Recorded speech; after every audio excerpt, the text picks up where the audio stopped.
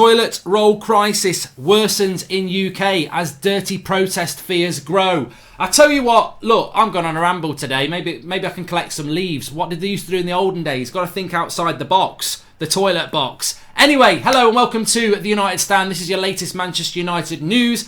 I had a very different video planned for you today, but there's a couple of stories that I've seen this morning that I wanted to discuss. James Maddison to Manchester United, obviously. Also another player that's a player that we were linked to quite a lot over the last 3 years, who's gone off the radar, but has had a fantastic season. And he's now back on the radar again. So we'll talk about him in a minute. But first of all, let's talk about James Maddison to Manchester United. Now, it's interesting with Maddison because I think when you look back over the last 12 months, and funnily enough, Manchester Evening News have basically done that, and they're the ones reporting Manchester United and Maddison still being a transfer target for Manchester United this summer.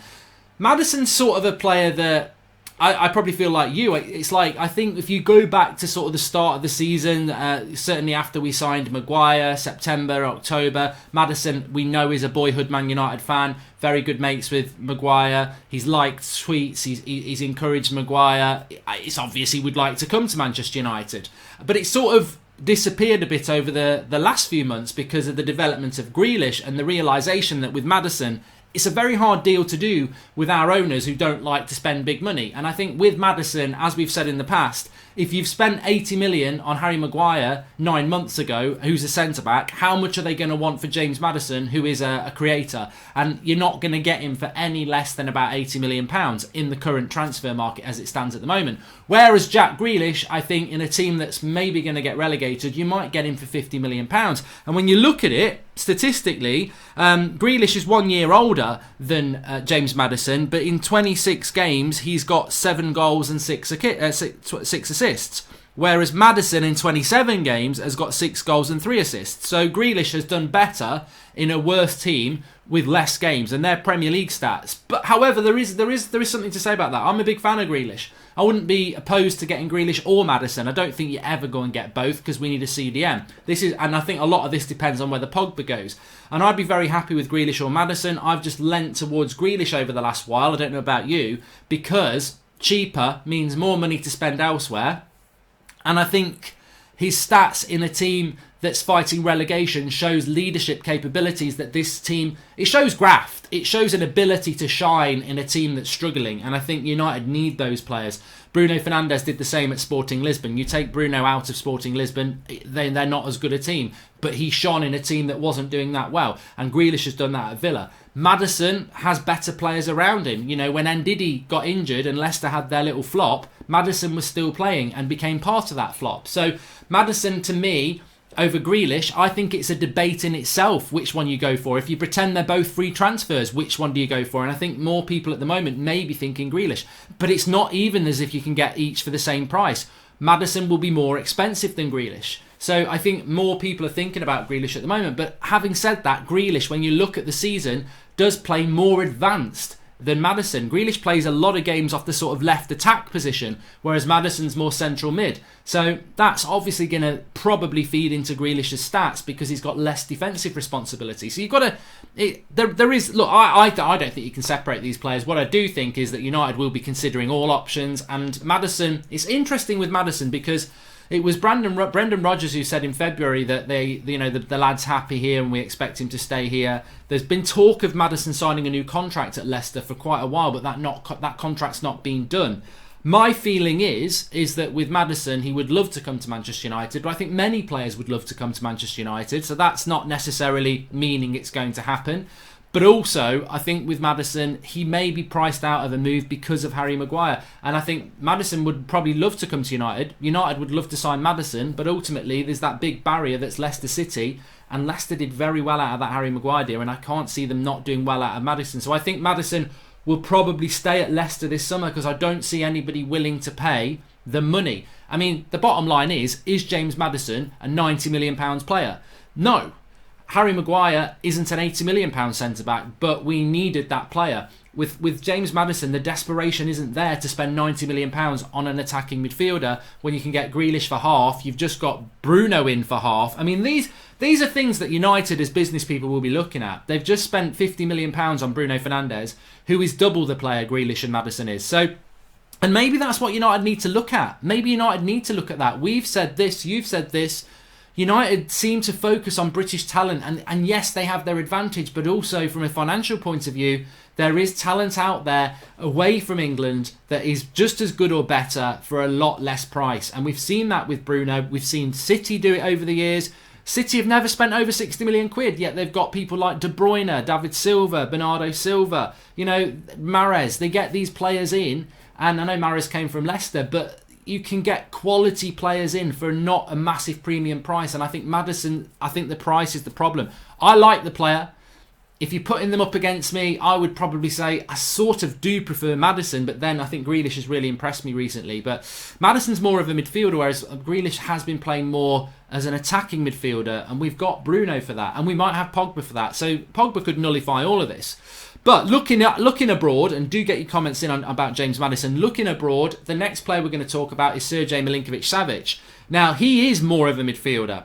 I think it's about 2 or 3 years ago, Milinkovic-Savic had an amazing season. Goals and assists for Lazio.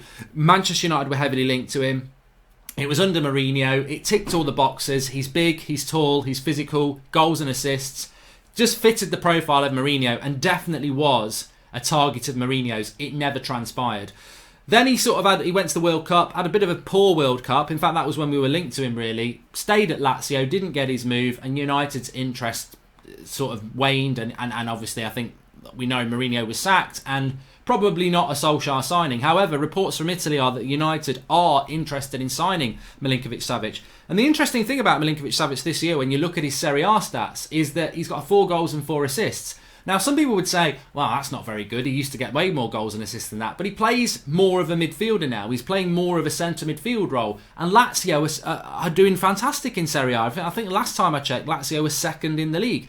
Obviously, it's just been suspended for a while, but it doesn't take away from the fact that Lazio have had a fantastic season, and Milinkovic-Savic has been a massive part of that. He's still only 25. He's just turned 25. I think Milinkovic-Savic has been linked to United for so long.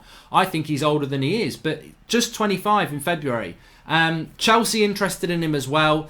Lazio have been looking to cash on him for a while. Maybe Lazio's expectations are a bit high. They've always been hovering around the £100 million mark. I think for a player, I think if you can get him for like 60 million in today's market, I mean, we don't know what the market in the summer is going to be, but Milinkovic-Savic is an interesting one. I personally think in relation to this story, because it's coming from Italy, I can see Milinkovic-Savic at Chelsea, and I think what happens at the moment is a lot of players that Chelsea get linked to get mentioned with us as well, because we're both in a similar position, we're both fighting for that 4th spot, we're both wanting to get back to being title contenders like we were as the past, title winners, and we're both in the market. So I think Chelsea United do sort of get mixed together in relation to transfer stories to sort of generate a bit of interest.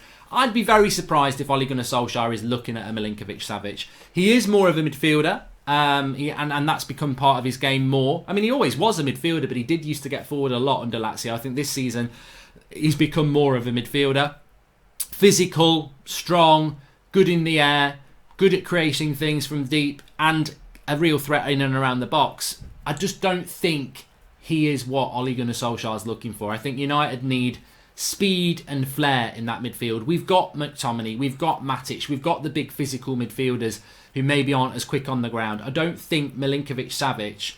I mean, because you could imagine with injuries, you're playing a midfield 3 of Matic, McTominay and Milinkovic-Savic. It's very tall, but it's not very mobile. I just don't think Milinkovic-Savic is what United are looking at, and especially for the fee that Lazio would be looking at. I think this is more of a Chelsea player, but I mention it because it is a player that I think Milinkovic-Savic will finally make his move in the summer. Now, whether he'll stay in Italy or whether he'll come to England, probably more likely for Chelsea, and Chelsea probably need that midfielder more, because if you look at Chelsea, Kante, Jorginho sit deep. They probably need that sort of physical midfielder who can get further up the pitch, because Kovacic, Barkley, Mount, Loftus-Cheek, do they give them that? I think he gives them something different. So I don't think it'll happen in relation to Milinkovic-Savic, if I'm absolutely honest with you. But you know, you never know. And it's the first time I've seen United linked to him for quite a while, and he is having a very good season with Lazio. But the Madison one is interesting, and I think... Look, we were talking yesterday about Paul Pogba, Mino Raiola. I've had 24 hours to think on what Raiola said, and Raiola coming out saying, look, I really want to take one of my players to Real Madrid this summer. When you look at who Raiola represents, there's only one of 2 players. There's 2 players that he represents that could go to Real Madrid this summer. Erling Haaland or Paul Pogba. Erling Haaland's only just signed for Dortmund in January, so I don't think he's going to Real Madrid.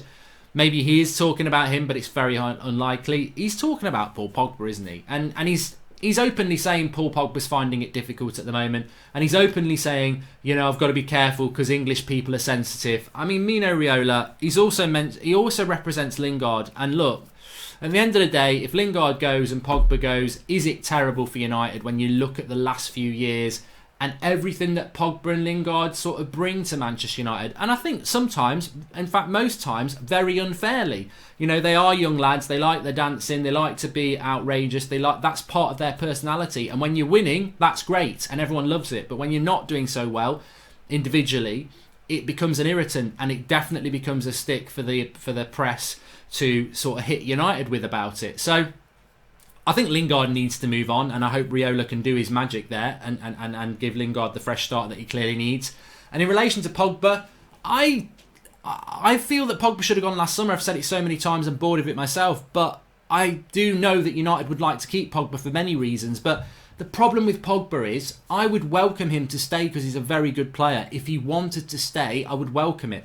But his agent's always going to be Mino Raiola. And as far as I'm concerned, I would like United to not have any players represented by this man now and forever. Because I just think he's one of those people who he'd suit Real Madrid really well, because it's like everything's great when it's brand new, but a couple of years down the line he wants a bit more money, he wants another transfer, and that's the trouble with Raiola. I mean, you don't get a Raiola client who stays at a club long term. Look at all of his clients.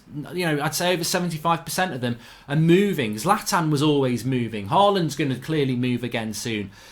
Raiola is the sort of client that if you buy a player from him, United, we like players that come to this club and stay for a long time because that's what fans want. I think most clubs want that. With Raiola, if you get a player, you've got to accept they're not going to be there for long. It's not a long-term vision, and United need to be looking long-term, which is hopefully why people like Grealish and Maddison and a few others do come in. And I think, you know, maybe it is time for Pogba to go. As much as I like the player, I think that the agent has become too much of a problem. He's opened his mouth so many times, and you know, he does open his mouth a lot for many reasons, but he's opened his mouth so many times over the last few months. Anyway, please do smash a like on the video. Get your comments in below about Madison and Milinkovic-Savic. We're live tonight at 7 o'clock, a little bit earlier. A reason for that, which you'll see at 7 o'clock. So looking forward to seeing you then, and keep getting involved. Keep your heads up, everybody. Stay safe, stay positive. Lots to discuss. Let's try and keep things normal, which is what we're trying to do on the United Stand by keeping up the normal sort of content that we do. Got some things planned for you as well coming up over the next couple of weeks as well, which you should like. I'll speak to you all soon. Thanks for watching. And also, just remember, the Discord link is in the video description. I'm just going to pop over there now. If you want to get involved in the chats, the voice chats, there's loads of United fans on there all the time. Get yourself over there. I'm going to get over there as well. I'll speak to you soon.